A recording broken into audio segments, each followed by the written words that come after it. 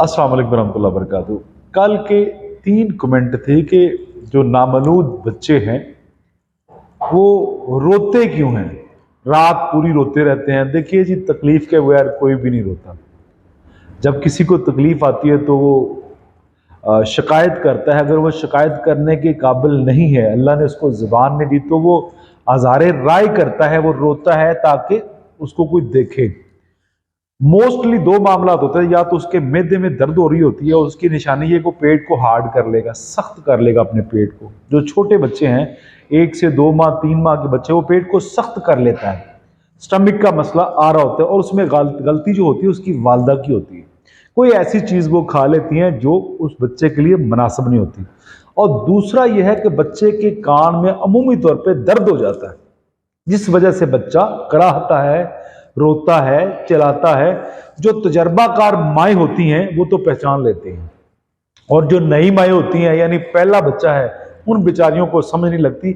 और कान का दर्द मोस्टली उन बच्चों को होता है जिन बच्चों की माएँ उन्हें लिटा के फीड करवाती हैं।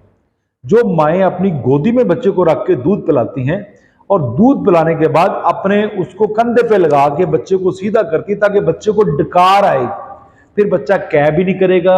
जो कंधे पे लगाती हैं अपने बच्चों को, कभी भी बच्चा कै नहीं करेगा, कान की प्रॉब्लम कभी नहीं आएगी, मैदे की प्रॉब्लम कभी नहीं आएगी।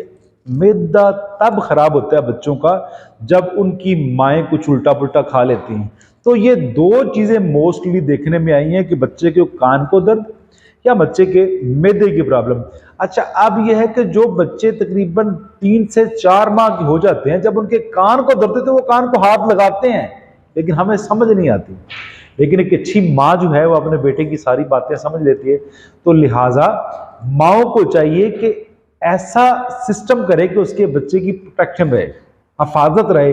लिटा के कभी भी 6 माह से पहले कभी भी किसी बच्चे को लिटा के दूध नहीं पिलाएं, और इसके बाद 40 डेज तक तो उनका खाना नरम मुलायम होना चाहिए, और ऐसा खाना होना जो वार्म अप करे, ठंडी चीज़ों से, दालों से, खीरे से, भिंडी से इज्तनाब करें मुकम्मल।